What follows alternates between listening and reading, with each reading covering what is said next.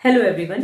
एक long break के बाद मैं फिर से अपने वीडियो आपके सामने लेकर के आई हूँ। आपके वैकेशन ओवर हो गए होंगे या होने वाले हैं, तो आई होप कि आपने बहुत एंजॉय किया होगा। मैंने भी अपने वैकेशन बहुत एंजॉय किए, लेकिन अब समय हो चला है वापस से अपनी पढ़ाई पर आने का, क्योंकि अब जब स्कूल खुलते हैं तो वापस से आपके टेस्ट स्टार्ट हो जाते हैं और पढ़ाई जब आप मन लगा के करते हैं, आपके रिजल्ट अच्छे होते हैं, तभी आपके पेरेंट्स खुश होते हैं और आपको ऐसे वैकेशन जो आपने एंजॉय किए हैं वैसे मौके आपको बार बार मिलते रहते हैं। तो अगर आप साल के अंत में अच्छे रिजल्ट करेंगे तो आपके मम्मी पापा आपकी हर इच्छा पूरी करेंगे। तो अगर आप चाहते हैं कि आप अपने मम्मी पापा को खुश रखें तो ये बहुत ज़रूरी है कि आप अपनी पढ़ाई पर पूरा ध्यान दें। और अब फिर से पढ़ाई पे ध्यान देने की ज़रूरत है। तो आज हम सीखते हैं फ्रैक्शन में मल्टीप्लिकेशन।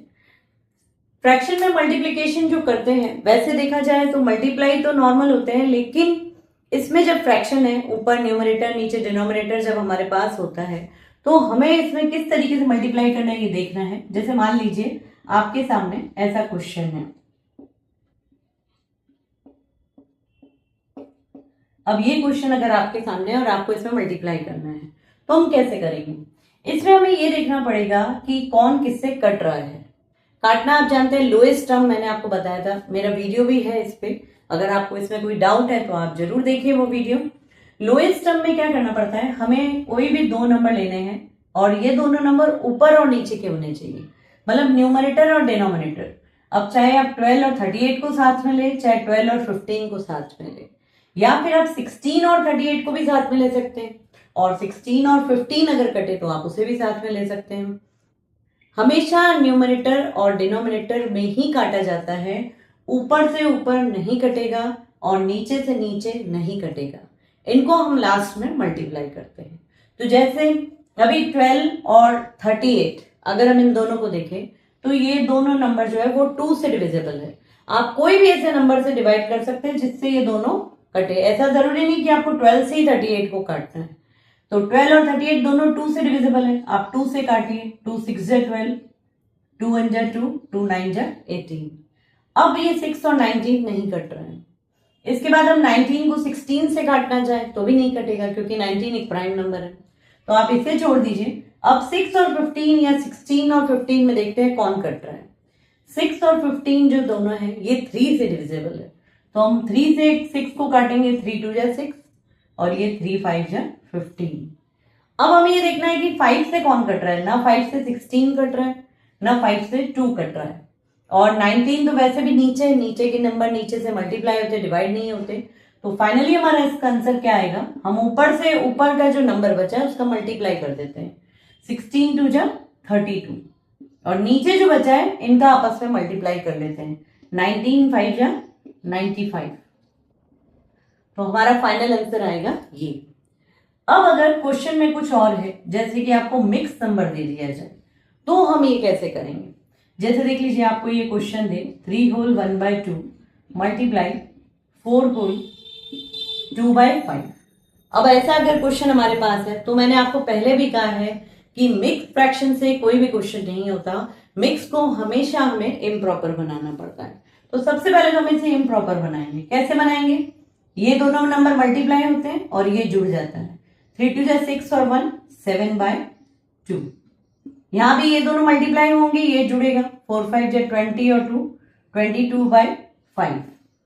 अब हमें फिर से वही देखना है कि कौन किससे कट सकता है। जैसे 2 से 22 कटेगा, 2 1 जा 2, 2 11 जा। 5 से ना तो 11 कटेगा ना ही 7 कटेगा, तो हम ऊपर से ऊपर का मल्टीप्लाई करेंगे तो 7 इंटू 11 क्या आया? 77। और नीचे 5 और 1 है तो क्या आएगा? 5।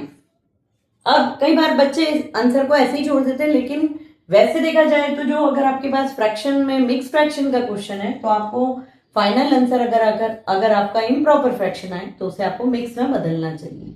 जैसे 77 है, इसमें 5 का डिवीजन करेंगे तो 5 1 जा 5, क्या बचा? 2। ये 7 आ गया।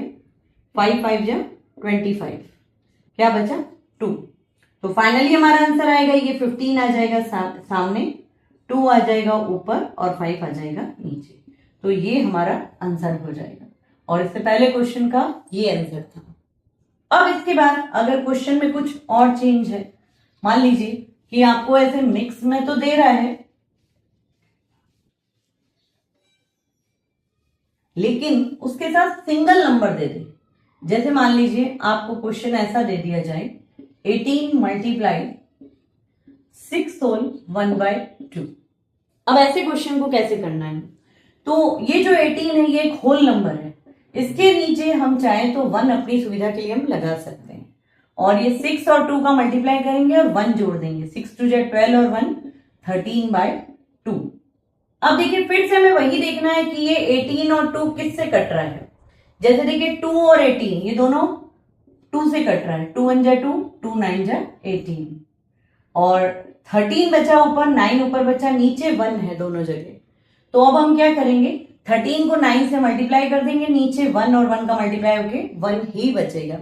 तो नीचे का 1 कभी हम लिखते नहीं है, जरूरी नहीं है लिखना। अगर आपने लिख दिया तो गलत नहीं होता, और ऊपर जो मल्टीप्लाई करते हैं वो लिख देते हैं। 13 9 जा 170, नीचे 1 है इसलिए लिखेंगे नहीं, तो फाइनल आंसर हमारा क्या आया, ये। अब मान लीजिए कि क्वेश्चन में यहां पे जो होल नंबर है वो यहां नहीं देके पीछे दे दे।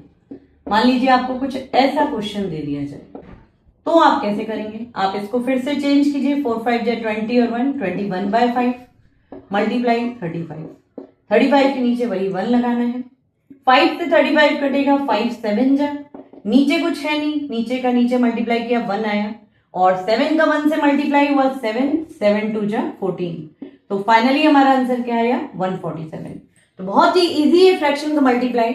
इस तरीके से अगर आप करेंगे और आपको लोएस्ट टर्म करना आता है तो मल्टीप्लाई में आपको कोई भी दिक्कत नहीं रहेगी।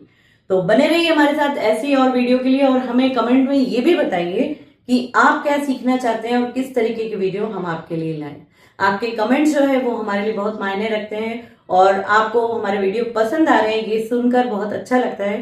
तो अपने कमेंट जरूर करें, और हमारे जो मैथ्स चैलेंज चल रहा है उसको भी एक्सेप्ट करें, और उसके जवाब जो है मैथ्स चैलेंज के कमेंट में जरूर दें। तो बच्चों मिलते हैं नेक्स्ट क्लास में। Good bye.